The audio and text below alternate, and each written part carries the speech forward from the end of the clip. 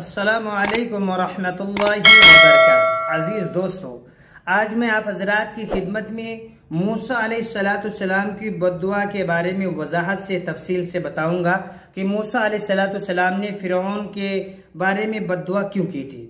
मूसा अलैहिस्सलाम ने जब कौमे फिरौन से मायूस हो गई कि लोग नई ईमान के अंदर दाखिल हो रहे, तो मायूस होकर के हजरत मूसा अलैहिस्सलाम ने बद्दुआ कर दी।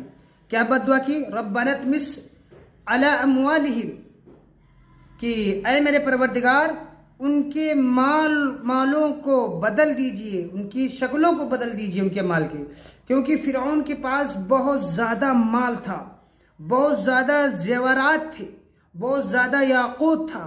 कहते हैं मिस्र से लेकर के हबशा तक फिरौन की जो है दुकानें रहा करती थी। तो जिसकी वजह से इतना माल था, तो इसकी वजह से वो लोगों को गुमराह करता था।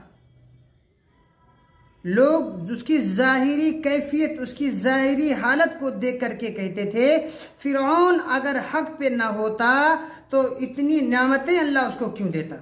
लेकिन मेरे अजीज दोस्तों, किसी को दुनिया की नेमत मिल जाए तो इसका मतलब ये नहीं है कि उस पर हक पर होने की अलामत नहीं होती।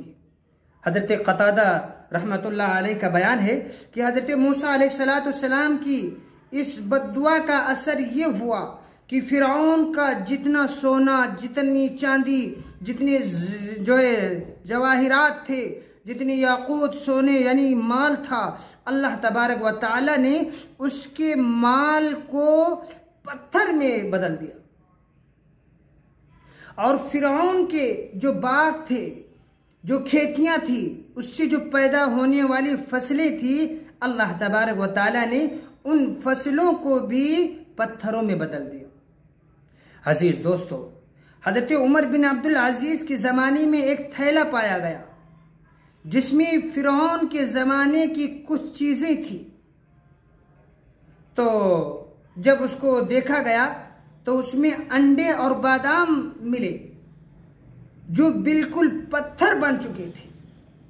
इसीलिए देखिए अल्लाह ताला ने कुरान करीम के अंदर में क्या फरमाया, इन्नल्लाह अला कुल्ली शैइन कदीर, बेशक अल्लाह ताला हर चीज पे कादिर है। जो अल्लाह सोने को, चांदी को, गोल्ड को जो है पत्थर बना सकता है, मेरे दोस्तों वो अल्लाह हर एक चीज पे कादिर है। अल्लाह जो चाहे वो कर सकता है। हमको समझने की जरूरत है। अजीज दोस्तों, रोजाना दीनी मसाइल के लिए, दीनी बातों के लिए हमारे चैनल को जरूर सब्सक्राइब करें। अस्सलामु अलैकुम वरहमतुल्लाहि वबरकातुहू।